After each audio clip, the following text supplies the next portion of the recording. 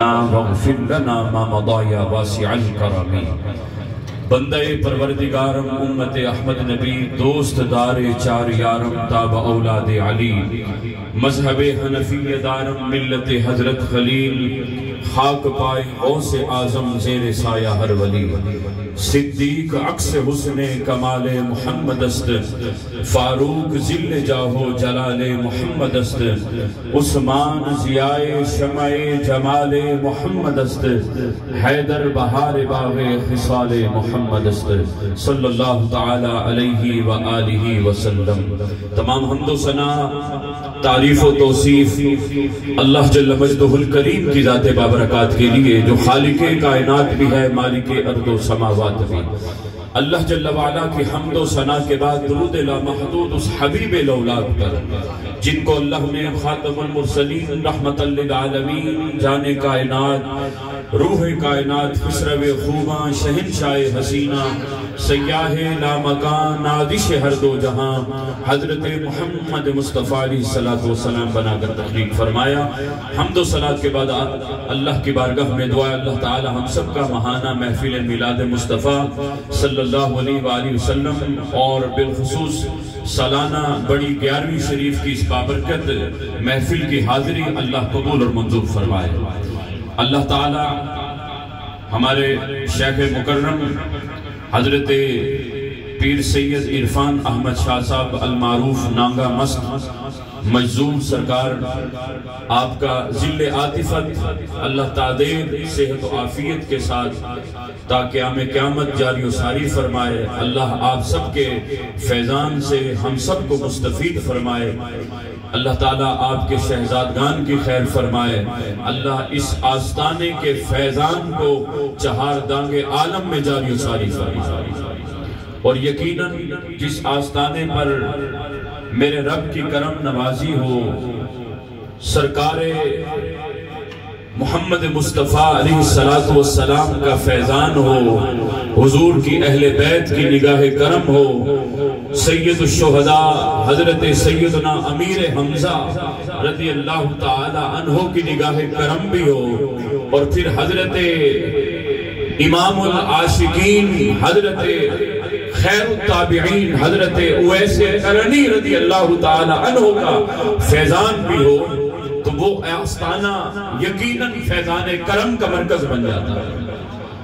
یقیناً ہم یہاں حاضر ہوتے ہیں جس نیت سے آتے ہیں ہر خیر اللہ ہم سب کو عطا فرماتا ہے اور اسی نیت کے ساتھ آپ آیا کریں اولیاء کی بارگاہ میں کیونکہ میرا رب فرماتا ہے کہ یہ میرے وہ نیک بندے ہیں کہ میں ان سے پیار کرتا ہوں۔ اور یاد رکھنا حدیث قدسی اللہ نے فرمایا من عاد لی ولیا فقد آذنتہ بالحرب، جس نے میرے ولی سے بغض رکھا عداوت رکھی دشمنی رکھی میں رب سے اعلان جنگ کرتا ہوں۔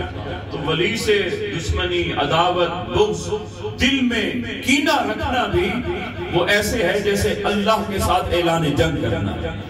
حضرات ذیوکار آج بڑی 11ویں شریف کے توسط سے آج میں حضور شہنشاہ بغداد غوث اعظم میر میراں پیران پیر قندیل نورانی غوث سمدانی محبوب ربانی حضرت سیدنا شیخ عبدالقادر جیلانی محبوب سبحانی رضی اللہ تعالی عنہ کی بارگاہ میں خراج عقیدت پیش کریں گے اس نیت کے ساتھ کہ حضور شہنشاہ بغداد کا فیضان اللہ ہم سب کو عطا فرمائے۔ غوث اعظم درمیان اولیاء چون محمد درمیان انبیاء، لوگوں غوث اعظم کا اولیاء میں وہی مرتبہ ہے جو اللہ عز و جل نے رسول اللہ صلی اللہ علیہ وآلہ وسلم کو انبیاء اور رسولوں میں درجہ عطا فرمایا۔ تو غوث اعظم درمیان اولیاء چون محمد درمیان انبیاء اور یہ غوث اعظم یہ کوئی ایسے بندہ نہیں بن جاتا بلکہ غوث الاعظم رضی اللہ تعالی عنہ فرماتے ہیں 50 سال تک میں گمنام رہا، 50 برس تک میں مکمل طور پر دنیا سے کٹ کر رہا، میں جنگلوں میں رہا کرتا تھا۔ فرمایا کرتے تھے اگر میں تمہیں اپنے مجاہدے بتا دوں تمہارا یہ پیتا پانی پانی ہو جائے. فرمایا 1 سال پورا میں نے پانی کا گھونٹ تک نہیں پیا. صاحب غوث اعظم یہ ریوڑیاں نہیں ہیں جو ایسے تقسیم ہو جاتی ہیں اور ہر ایرا غیرہ غوث اعظم نہیں. ہم ولی ہر کسی ایرے غیرے کو نہیں مانتے. ولی کا سب سے پہلے معیار کیا ہے؟ میرے رب نے بتلا دیا الذین آمنوا وکانوا یتقون. یاد رکھنا ولی وہی ہوگا جو مومن بھی ہوگا متقی پرہیزگار بھی ہوگا. سب سے پہلے صاحب ایمان ہوگا, اس کے دل میں ایمان کا نور ہوگا. جب تم اسے دیکھو گے اللہ کی یاد کا قبول آ جائے گا.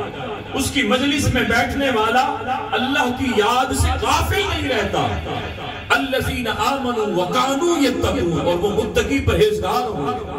اور ان کے اتقاء کا عالم کیا ہے, پرہیزگاری کا عالم کیا ہے کہ حضرت داتا گنج بخش علی حجویری رحمت اللہ علیہ کشف المحجوب میں آپ فرماتے ہیں بایزید بسطامی رحمت اللہ علیہ کے حوالے سے کہ بایزید بسطامی رحمت اللہ علیہ فرمایا کرتے تھے کہ ایک مرتبہ مجھے کسی نے بتایا فلاں علاقے میں اللہ کا ولی رہتا ہے, تو میرے دل میں اشتیاق پیدا ہوا کہ اللہ کے ولی کی زیارت کروں. کہتے کہ میں دور دراز سفر کر کے گیا. آپ ذرا غور کیجئے اللہ کے ولی کس طرح ولی کو پہچانتے ہیں اور کس طرح باریکی سے دیکھتے ہیں. کہتے ہیں بایزید بسطامی رحمت اللہ علیہ فرماتے ہیں میں ان کے گھر کے قریب ایک مسجد تھی, وہاں میں مسجد جا پہنچا تو پتا چلا کہ پیر صاحب نماز کے وقت جو ہے مسجد میں تشریف فرما ہوں گے, تو میں نے کہا میں زیارت کر لوں گا. آپ کہتے ہیں میں کیا دیکھتا ہوں, پیر صاحب جب مسجد میں داخل ہوئے تو میں نے جب دیکھا مسجد میں آئے تو میں کیا دیکھتا ہوں, انہوں نے قبلہ رو ہو کر تھوک دیا. قبلہ کی طرف, کعبہ کی طرف جہاں ہم نماز پڑھتے ہیں اس سمت جو ہے اس نے تھوکا. بایزید بسطامی کہتے ہیں میں بڑے عرصے سے سفر کر کے آیا تھا, میری مسافت کا عرصہ بڑا تھا, پیدل سفر کر کے آیا تھا کہ ولی کی زیارت کروں, لیکن جب میں نے دیکھا کہ قبلہ رو اس نے تھوک دیا ہے تو میں نے دل میں کہا صاحب جس کو محبوب کے گھر کے آداب ہی نہیں پتا تو وہ ولی ہو سکتا ہے کیا؟ تو کہتے ہیں میں وہیں سے پلٹ گیا, اس کو سلام تک نہیں کیا. تو صاحبوں یہ اولیاء اللہ ہوتے ہیں کہ جن کو محبوب کے رب کے دربار کے آداب بھی پتا ہوں وہ ولی ہوتے ہیں. اور آج کہتے ہیں کہ ہمارے پیر صاحب نماز جو ہے وہ حرمین میں جا کے پڑھتے ہیں, لوگوں کے سامنے نہیں پڑھتے. تو صاحب ایسے کوئی ولی نہیں ہوتا. نگہباں بن کے جو اہل چمن کی آبرو لوٹے, چمن والو عقیدت چھوڑ دو ایسے نگہباں کی. ہم تو ولی اس کو مانتے ہیں کہ جو صرف فرائض پر پابندی نہیں کرتا بلکہ نوافل کی بھی تعداد اتنی ہے کہ انسان گننے پر مجبور ہو جاتا ہے کہ اس کو پتہ ہی نہیں چلتا. ہم شاہ صاحب دامت برکاتہم العالیہ کے ساتھ سفر کرتے ہیں اور مجھے الحمدللہ اس بندہ ناچیز کو 3 بار حرمین شریفین میں آپ کی صحبت میسر ہوئی ہے. میں یقین سے کہتا ہوں کہ آپ فرائض پر تو مداومت ہے ہی صحیح, نوافل اتنی حد تک پڑھتے ہیں کہ انسان گن ہی نہیں سکتا کتنے نوافل پڑھے. تو صاحب ولی بنتا ہی تب ہے نا. میرا رب فرماتا ہے فرائض تو ہر کسی پر ہے, فرائض تو عام مسلمان نے بھی پڑھنے ہیں, دہاڑی دار جو مزدور ہے اس پر بھی نماز پنجگانہ پڑھنا لازم ہے, لیکن جو اللہ کا پیارا ہے پھر اس کو زیادتی کرنی پڑتی ہے. وہ فرائض سے ہٹ کر نوافل پڑھتا ہے, وہ راتوں کو بستر پر آباد نہیں رہتا بلکہ اس کی پیشانی اللہ کے حضور سجدہ ریز رہتی ہے. رات پویتے بے دردانو نیند پیاری آوے, درد مدانو یاد سجن دی ستیاں آن جگاوے. اور بابا فرید اس لیے تو فرمایا کرتے تھے اٹھ فریدہ ستیا تے جھاڑو دے مسیح, تو ستیا رب جاگدہ تیری ڈاڈے نال پرید. ساون کی کالی راتوں میں جب بوندا باندی ہوتی ہے وہ راتوں کو اٹھ اٹھ روتے ہیں جب خلقت ساری سوتی ہے. صاحب یہ اولیاء اللہ ہے, راتوں کو ان کی پیشانی اللہ کے حضور ہوتی ہے, وہ سجدہ ریز ہوتے ہیں, وہ ہماری طرح غفلت کی نیند نہیں سویا کرتے. وہ کبھی تہجد پڑھتے ہیں, کبھی نوافل پڑھتے ہیں, کبھی اوابین پڑھتے ہیں, کبھی اشراق پڑھتے ہیں, کبھی چاشت پڑھتے ہیں. انہیں ہر وقت محبوب کے ذکر میں مشغول رہنے کا دل کرتا ہے. صاحب یہ ولی ہوتا ہے.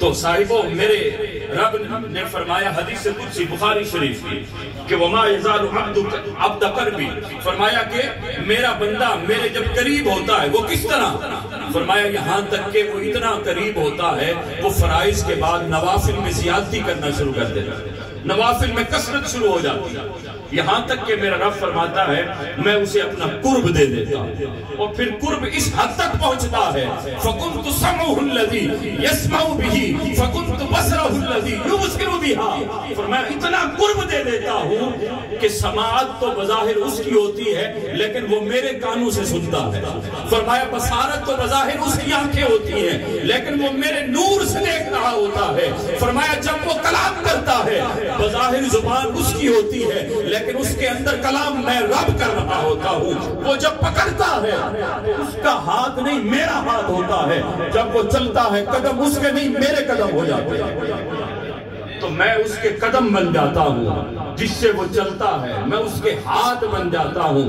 جس سے وہ پکڑتا ہے، ہاتھ ہے اللہ کا بندہ مومن کا ہاتھ ہے اللہ کا بندہ مومن کا ہاتھ، غالب و کار آفری کار کشا کار ساز، اسی لیے تو کہتے ہیں نہ پوچھن خرقہ پوشوں کی، ارادت ہو تو دیکھ ان کو، یدے بیضا لیے بیٹھے ہیں اپنی آستینوں میں، تمنا درد دل کی ہو تو کر خدمت فقیروں کی، نہیں ملتا یہ گوہر بادشاہوں کے خزینوں میں۔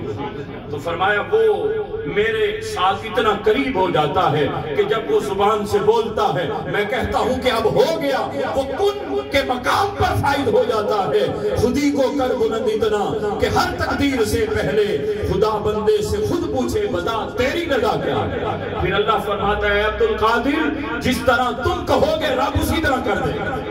غوث العظم کی بارگاہ میں غوث العظم بیٹھے ہیں، مریدین بھی بیٹھے ہیں، اب ہر دور میں اولیاء کے منکر رہے ہیں، ہر دور میں خارجی رافضی لوگ رہے ہیں، ناصبی لوگ جو اولیاء کے منکر تھے، اب اس دور میں بھی تھے لوگ جو غوث العظم کا انکار کیا کرتے تھے، تو اب ان لوگوں نے نا ایک تجویز قائم کی، وہ کیا؟ انہوں نے ایک نوجوان کو تیار کیا، کہا کہ تو زندہ ہے نا تیری میت بنا دیتے ہیں، تیرے اوپر جو ہے کفن بھی ڈال دیتے ہیں اور تیری چارپائی لے کر غوث العظم کے پاس لے چلتے ہیں اور انہیں کہیں کہ ہمارا بندہ فوت ہو گیا ہے تو جنازہ پڑھا دیجیے۔ اگر غوث العظم نے جنازہ پڑھا دیا تو جب جنازہ ہو چکا ہوگا تو ہم تمہیں آواز دیں گے تم کھڑے ہو جانا، ہم لوگوں کو بتائیں گے لوگوں تم جس کو غوث العظم کہتے اس کو اتنا بھی پتا نہیں یہ بندہ زندہ ہے یا مردہ ہے، صاحب زندہ کا جنازہ پڑھا دیا اور تم غوث العظم کہتے ہیں تو کاہے کا غوث العظم؟ تو اب انہوں نے تیار کر دیا، وہ اس کی نیت بن گئی، نوجوان نے کہا ٹھیک ہے مجھے مار دو، اب لے آئے حضور غوث العظم کی بارگاہ میں۔ اب غوث العظم کو تو سب کچھ پتہ لگ گیا، میرے آقا نے فرمایا اتقوا فراست المومن فإنه ينظر بنور اللہ، مومن کی فراست نظری سے ڈرا کرو کیونکہ جب وہ دیکھتا ہے تو اللہ کے نور سے دیکھتا ہے، وہ بظاہر آنکھوں سے نہیں بلکہ اللہ کے نور سے دیکھ رہا ہوتا ہے، اس کی نگاہیں تمہارے دل پر بھی ہوتی ہیں، وہ ظاہر بھی دیکھ رہا ہوتا ہے تمہارا باطن بھی دیکھ رہا ہوتا ہے۔ تو غوث العظم کی بارگاہ میں آئے، حضرت ہمارا بندہ فوت ہو گیا جنازہ تو پڑھا دیجیے، آپ نے فرمایا پڑھا دے جنازہ، 3 مرتبہ فرمایا پڑھا دے پڑھا دے پڑھا دے، انہوں نے کہا جی حضرت پڑھا دے، آپ کی مہربانی۔ حضور غوث العظم نے فرمایا صفے باندھ، صفے جب قائم ہو گئی غوث العظم نے اللہ اکبر کہا، آپ نے تکبیر پڑھی، پھر آپ نے 4 تکبیریں کہہ کے جب سلام پھیرا نا السلام علیکم ورحمت اللہ السلام علیکم ورحمت اللہ، جب لوگوں کے سامنے آپ نے اپنا رخ انور کیا تو ان لوگوں نے کہا کہ اٹھ جا، اپنے بندے کو آواز دی اٹھ جا۔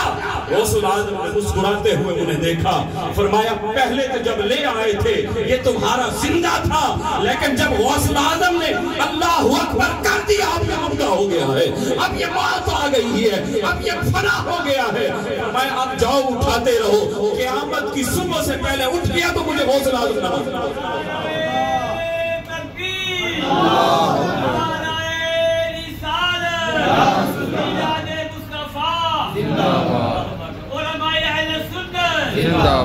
تو صاحبان ذی وقار یہ اللہ کے ولی ہوتے ہیں جو ظاہر بھی جانتے ہیں۔ تو اب غوث العظم نے جب اللہ اکبر کر دیا، پہلے زندہ تھا، فرمایا اب اللہ نے اس پر قضا نازل کر دیا ہے، اب جاؤ اٹھاؤ، بکرے مارتے رہے، ہاتھ پکڑتے رہے، ہاتھ مسلتے رہے، کہا نہیں اب یہ مر گیا ہے۔ غوث العظم نے جنازہ جو پڑھ دیا اب یہ مر گیا۔ تو یہ غوث العظم رضی اللہ تعالیٰ عنہ آپ کے مجاہد ایک عالم کیا فرمائے، 1 سال پانی تک میں نے نہیں پیا.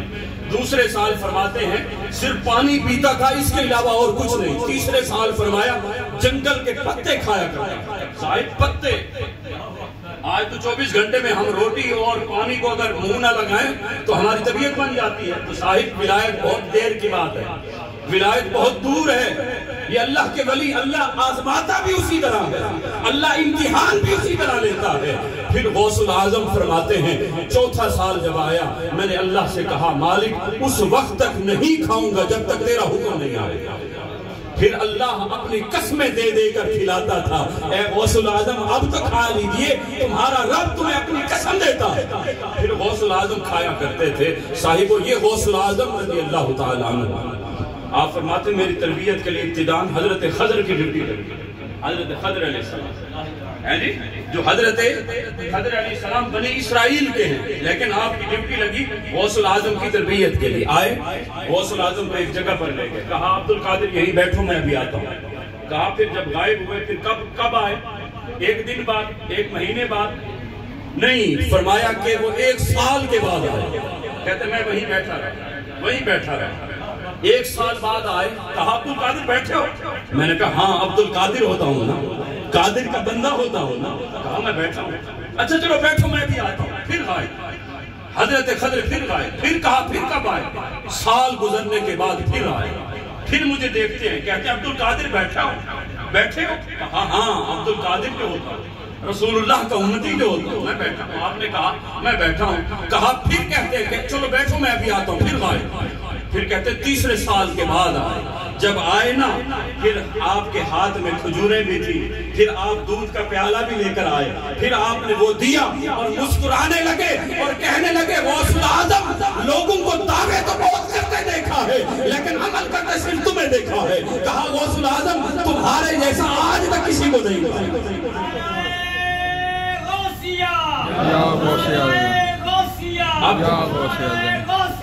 اب پھر وہی غوث العظم جب خطاب فرماتے ہیں 70,000 کا مجمع ہے. میرے غوث کیا فرماتے ہیں؟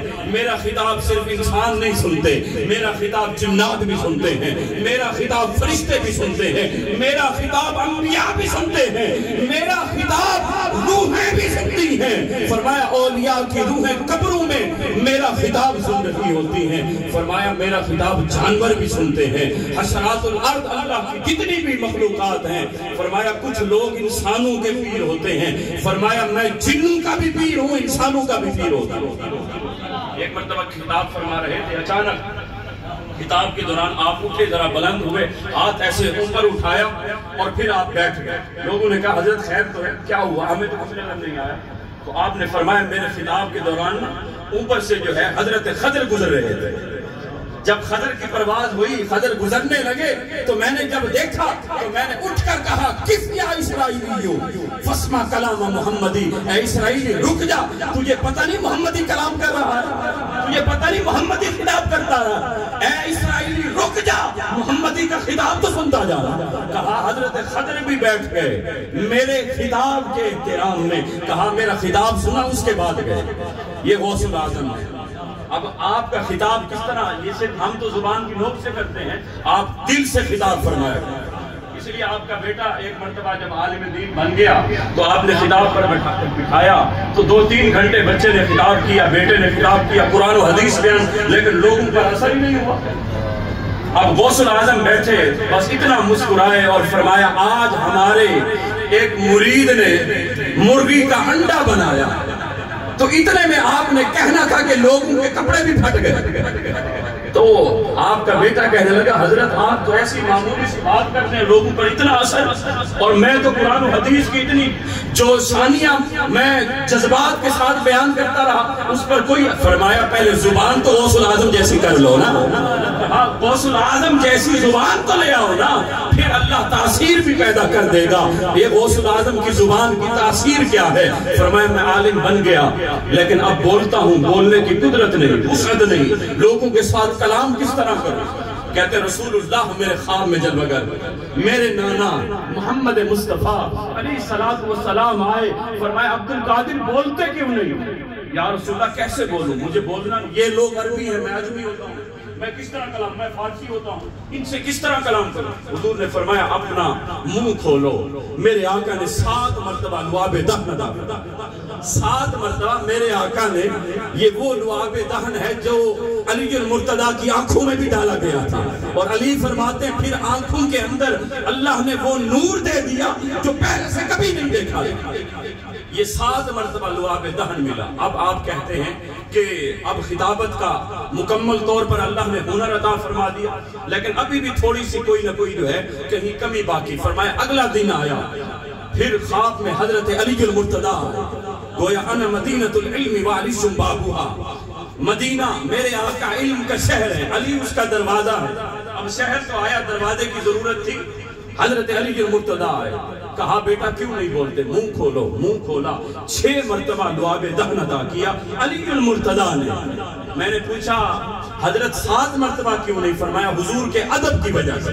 میرے آقا نے 7 مرتبہ دیا نا، میں غلام ہوتا ہوں نا، تو میں اس لیے 6 مرتبہ دے رہا ہوں. اس کے بعد غوث العظم کہتے ہیں پھر جب میں خطاب کرتا ہوں تو خطاب کے اندر وہ رکت ہوتی ہے، لوگوں کے جنازے اٹھ کر جاتے ہیں. اور فرمایا میں ہر روز کئی لوگوں کو واصل باللہ کرتا ہوں، اللہ کے ساتھ ملا دیتا ہوں. صاحبو یہ غوث العظم خطاب کر رہے تھے تقدیر پر، فنا اور بقا پر، قضاء اور تقدیر پر. ان الذین قالوا ربنا اللہ ثم استقاموا، جن لوگوں نے کہا نا اللہ ہمارا رب ہے، پھر وہ ڈٹ گئے، پھر وہ ڈاماڈول نہیں ہوئے، پھر جتنی آزمائشیں آئی، جتنے بھی امتحان لیے، پھر وہ وہیں پر ثابت قدم رہے.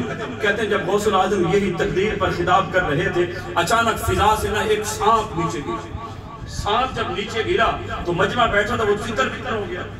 آج اچانک چھپکلی گر پڑے تو ہماری کیا حالت ہوتی ہے وہ ہم جانتے ہیں. تو اب غوث العظم خطاب کر رہے ہیں، وہ مجمع اٹھ گیا، ادھر ادھر بھاگنے لگے. غوث العظم خطاب اسی طرح جاری و ساری ہے، خطاب جاری و ساری ہے. اب وہ سانپ کھڑا ہوا اور آپ کے سامنے اس نے اپنا چہرہ رکھا. غوث العظم کو ذرا برابر بھی فرق نہ آیا. خطاب جاری و ساری. پھر وہ آیا آپ کے قدموں کے ذریعے، آپ کے اوپر وہ چڑھتا آیا یہاں تک کہ آپ کی آستین میں جب پہنچا، پھر وہ اندر داخل ہوا. اندر ہوتے ہوئے پھر دوسری طرف سے آیا، پھر آپ کی گردن کو اس نے لپیٹا. غوث العظم کے خطاب اسی طرح جاری و ساری ہے. پھر وہ سب کرتب جب کرتا رہا، غوث العظم کو فرق نہ پڑا. پھر وہ سامنے کھڑا ہوا، گویا سلامی پیش کر رہا تھا، اور اس کے بعد چل دیا. مریدوں نے کہا حضرت یہ کیا ماجرا تھا؟ تو آپ فرماتے ہیں میں قضاء اور تقدیر پر خطاب کر رہا تھا نا، یہ سانپ امتحان لینے آیا کہ غوث العظم کو ذرا دیکھیں تو صحیح، یہ کس پانی میں ہوتا ہے؟ آیا کہ جو کچھ کہہ رہا ہے کہ جو بھی ہو رہا ہے وہ اللہ کی طرف سے ہو رہا ہے، کیا اس کا یقین بھی ہے یا نہیں ہے؟ کہتے ہیں یہ مجھے چیک کرنے آیا. اب یہ میرے سامنے کھڑا ہوا، کبھی ادھر سے کبھی ادھر سے، یہ مجھے آزماتا رہا لیکن مجھے فرق تک نہ ہوا. پھر اس نے آخر میں جب سلامی کی نا، اس نے گویا اپنی زبان حال سے مجھ سے کلام کیا اور مجھے کہنے لگا غوث العظم اس زبان سے دعویٰ کرتا تو ہر ولی کو دیکھا ہے، لیکن قسم خدا اس دلیل پر قائم رہتے ہوئے سوائے آپ کے میں نے کسی کو نہیں پایا. جس ولی کا بھی امتحان لیا وہ ڈگمگا گیا. لیکن اے غوث العظم آپ پر واقعی رب کی عطا ہے. اب غوث العظم نے اسے جواب دیا، کہا میرے نزدیک تیری حیثیت کیڑے مکوڑے کے علاوہ اور کچھ بھی نہیں ہوتی. تو اللہ کی مخلوق ہوتی ہے نا، اور اللہ نے تجھے تو میری گرتی کے لیے پیدا والذی خلق لکم ما فی الارض جمیعا. فرمایا اللہ نے کائنات میں جس چیز کو بھی پیدا کیا اے حضرت انسان تیرے لیے پیدا کیا. جب تو اپنا مقصد حیات سمجھ لے کہ تجھے اللہ نے اپنے لیے پیدا کیا اور تیرے لیے سب کچھ پیدا کیا، تو پھر صاحبان جی وقار یہ ساری چیزیں انسان کے پھر تابع ہو جاتی ہیں. حضرت غوث العظم سیدنا شیخ عبد القادر جیلانی فرماتے ہیں یہ سارا کمال مجھے کیسے حاصل ہوا؟ درست العلم حتی صرت کتبہ ونلت السادہ من مولا الموالی. فرمایا میں نے علم حاصل کیا. صاحب علم کے بغیر کوئی ولی نہیں، علم کے بغیر کوئی صاحب. ہمارے شیخ مجذوب رہے، مجذوب کے لیے علم کی کوئی بظاہر ضرورت نہیں ہوتی، اللہ عطا کر دیتا. علم لدنی آپ کے پاس الحمدللہ موجود ہے، لیکن آپ ذرا لائبریری کا منظر تو دیکھیں، ہم بھی جب آتے ہیں تو ہم جو ہے رس کرتے ہیں کہ مالک کاش کہ ہمیں بھی اتنا علم عطا فرما دے۔ تو صاحب ولی جو ہے جاہل کو نہیں کہتے، ولی عالم ہوتا ہے، ولی ظاہر کا بھی علم رکھتا ہے، باطن کا بھی علم رکھتا ہے۔ یہ پیر صاحب ایسے بن گئے جی، یہ پڑھے ہوئے نہیں ہیں، یہ ایسے عالم ہیں، صاحب نہیں، ولی صاحب طریقت بھی ہے، صاحب شریعت بھی ہوتا ہے۔ سب سے پہلے اسے رسول اللہ صلی اللہ علیہ وآلہ وسلم کی شریعت کا علم ہوتا ہے، وہ قرآن کا جاننے والا ہوتا ہے، اس کو قرآن کے اسرار و رموز بھی پتا۔ یہ نہیں کہ لوگ چیلنج کر دیں صاحب قرآن کی آیت تو پڑھ کے دکھا دو، اور وہ کہے کہ میں ولی بھی ہوتا ہوں اور قرآن بھی نہیں پڑھتا، تو وہ ایسا کوئی ولی نہیں ہے۔ صاحبان ذی وقار آج شعبدے باز آج ہر جگہ بیٹھے ہیں، لیکن قسم بخدا اللہ کے نیک بندے بھی موجود ہیں۔ یہ یاد رکھیے گا، جہاں اصل چیز ہوتی ہے وہی اس کی کاپی آتی ہے۔ کہیں کبھی آپ نے دیکھا کسی 2 نمبر چیز کی کاپی آ گئی؟ نہیں، ہمیشہ کاپی سونے کی آتی ہے۔ تو وہ سونا گویا کہ حقیقت اصل موجود ہے، اس لیے کاپی بازار میں آ رہی ہے۔ گویا اللہ کے ولی آج بھی موجود ہیں، آج بھی موجود ہیں۔ جب تم آنکھ سے دیکھو گے، اس ظرف سے دیکھو گے، تمہیں اولیاء اللہ کی تمیز اللہ خود بخود عطا کر دے۔ غوث العظم فرماتے 15 سال میں رات کو ہر رات میں ختم قرآن پاک کیا کرتا تھا۔ یہ غوث العظم رضی اللہ تعالی عنہ ہے۔ فرمایا کہ میں اللہ کی یاد میں ہر وقت مشغول رہتا تھا، یہاں تک کہ حضرت مجدد الفسانی شیخ سرہندی رحمت اللہ علیہ فرماتے ہیں یہ غوثیت کبریٰ اللہ نے غوث العظم تک جو ہے اللہ نے یہی موقوف فرما دیا۔ پہلے چلی امامان سے، اہل بیت کے جتنے بھی ائمہ کرام آئے، وہاں سے غوثیت کبریٰ آئی، یہاں تک کہ غوث العظم تک پہنچی۔ فرمایا غوث العظم کے بعد پتہ ہے وہ غوثیت کبریٰ کہاں گئی؟ فرمایا اللہ نے گویا کہ فیصلہ کر دیا، غوث العظم کے بعد ہم ابھی کسی کو قیامت تک غوثیت کبریٰ نہیں دیں گے۔ غوث العظم کا تو انتقال ہو گیا، فرمایا اب غوثیت کبریٰ پر آپ کی روح فائز ہے، آپ روحانی طور پر آج بھی غوثیت کبریٰ پر فائز ہیں۔ اور فرمایا امام مہدی تک غوثیت کبریٰ حضرت غوث العظم کرتے ہیں۔ اور ولی جب بھی بنتا ہے وہ سارے ڈاکومنٹیشن مدینہ المنورہ میرے آقا کی بارگاہ میں پہنچتے ہیں، میرے آقا مہر نہیں لگاتے، فرماتے ہیں میرے بیٹے عبدالقادر کے پاس جاؤ، اگر عبدالقادر نے مہر لگا دی تو میں محمد بھی مہر لگا دوں گا۔ صاحبو ولی تب بنتا ہے قدمی حاضی علی رکبت کل ولی اللہ، جب غوث العظم کا قدم ولی کی گردن پر آ جاتا ہے غوث العظم اس کو ولایت عطا فرما دیتا ہے۔ ایک مرتبہ آخری بات اور اس کے بعد انشاءاللہ نماز عصر بھی ادا کرنی ہے، آپ کی بارگاہ میں ایک آپ کے خلیفہ مجاز مرید 13 برس میں حضرت ابو حسین خضر موصلی رحمت اللہ علیہ، فرمایا 13 برس میں حضور غوث العظم کی صحبت میں رہا، اکتساب فیض 13 سال جب ہوئے میں نے اجازت لی جانے لگا تو غوث العظم نے فرمایا مانگ کیا مانگتا ہے؟ اب وہ کہتا ہے حضرت آپ کے ہوتے ہوئے اور کسی چیز کی کوئی ضرورت ہے؟ تجھ سے تجھی کو مانگ کر مانگ لی ساری کائنات، اٹھتے نہیں ہیں ہاتھ میرے اس دعا کے بعد، اور تجھ سے خدا کو مانگ کر مانگ لی ساری کائنات، تجھ سے مانگوں میں تجھی کو کہ سب کچھ مل جائے، تجھ سے مانگوں میں تجھی کو کہ سب کچھ مل جائے۔ ارے 100 سوالوں سے یہی ایک سوال اچھا، کہا حضرت آپ کی غلامی جو مل گئی اور کیا چاہیے؟ آپ فرمانے لگے نہیں پھر بھی مانگ کیا مانگتا ہے؟ اب حضرت ابو حسین خضر موصلی کہتے ہیں میں نے 13 سال میں غوث العظم کے بدن پر کبھی مکھی کو بیٹھتے نہیں دیکھا۔ غوث العظم کا پسینہ جب آتا تھا تو میں دیکھتا مشک و عنبر کی خوشبوئیں آتی تھی۔ غوث العظم جب بول و براز فرمانے جاتے تھے میں پیچھے پیچھے غلامی کے لیے رہتا تھا، جب میں پیچھے جاتا تو آپ کے فضلہ جات زمین کھا جایا کرتی تھی، اس کے کوئی آثار نہیں ہوتے تھے۔ تو میرے دل میں یہ کھٹکا تھا، سوال تھا، اعتراض تھا، حضرت یہ حقیقت کیا ہے؟ جب غوث العظم نے خود فرمایا نا پوچھ کیا پوچھتا ہے، کیا مانگتا ہے، تو حضرت ابو الحسین خضر موصلی رحمت اللہ علیہ عرض کرتے ہیں حضرت پھر اس حقیقت سے پردہ تو اٹھا دیجیے کہ 13 سال جسم پر کبھی مکھی بھی نہیں بیٹھی، آپ کے جسم اطہر پر پسینہ آئے تو مشک و عنبر کی خوشبوئیں آتی ہیں، فضلہ جات زمین کھا جاتی ہے، اس حقیقت سے آج پردہ تو اٹھا دیجئے۔ کہا سوال تو میں نے ایک نے کیا، لیکن غوث العظم نے فرمایا لوگوں کو جمع کیا جائے، منبر لگایا جائے۔ غوث العظم منبر پر بیٹھے اور کہا یہ ابو الحسین خضر موصلی کا سوال ہے، اور غوث اعظم جواب دینے لگا ہے۔ غوث العظم کیا فرماتے ہیں؟ فرماتے ہیں تاللہ ھذا وجود جدی لا وجود عبد القادر۔ لوگوں یاد رکھنا، یہ کہ تمہیں جسم نظر آ رہا ہے بظاہر تو عبد القادر کا ہے، لیکن حقیقت میں میرے نانا مصطفیٰ کا فیض نظر آ رہا ہے، لیکن حقیقت میں محمد عربی کا فیضان نظر آ رہا ہے۔ فرمایا بظاہر تو میرا جسم ہے، لیکن حقیقت میں یہ خون، یہ جسم کے اندر فیضان سارا نانا محمد مصطفیٰ کا دوڑ رہا ہے۔ اسی لیے تنے حضرت اعلیٰ حضرت نے جھوم کر کہا کہ تنے بے سایہ مصطفیٰ کے تنے بے سایہ کا سایہ دیکھا، مصطفیٰ کے تنے بے سایہ کا سایہ دیکھا، جس نے دیکھا میری جان جلوہ زیبا تیرا۔ اے عبد القادر آپ کو دیکھتے ہیں محمد عربی کا عکس نظر آ جاتا ہے، مصطفیٰ کے تنے بے سایہ کا سایہ دیکھا، جس نے دیکھا میری جان جلوہ زیبا تیرا۔ اور پھر اعلیٰ حضرت اور آگے بڑھتے ہیں اور کہتے ہیں تو اپنے وقت کا صدیق اکبر ہے۔ غوث العظم کو تو اپنے وقت کا صدیق اکبر ہے، غنی و حیدر و عادل ہے یا غوث۔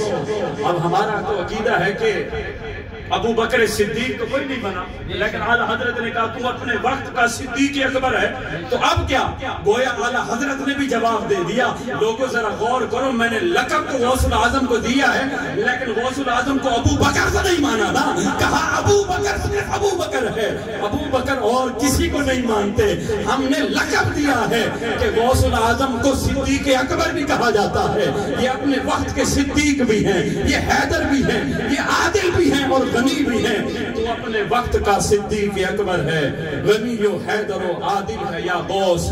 اور سارے پروانے ہیں جو ہوتے ہیں شمع پہ نثار، شمع ایک تو ہے کہ پروانہ ہے کعبہ تیرا، اور سارے اقطاب جہاں کرتے ہیں کعبے کے طواف، کعبہ کرتا ہے طواف در والا تیرا، کعبہ کرتا ہے طواف در والا تیرا۔ خدا کے فضل سے ہم پر ہے سایہ غوث اعظم کا، ہمیں دونوں جہاں میں ہے سہارا غوث اعظم کا۔ ندا دے گا منادی حشر میں یہ قادریوں کو، ارے کہاں ہے قادری کر لے نظارہ غوث اعظم کا۔ اللہ ہم سب کو حضور غوث العظم کی نسبت غلامی عطا فرمائے۔ اقربا کیوں رو رہے ہو، میں کوئی تنہا نہیں ہوں، غلام غوث اعظم، غوث اعظم ساتھ ہیں۔ وآخر دعوانا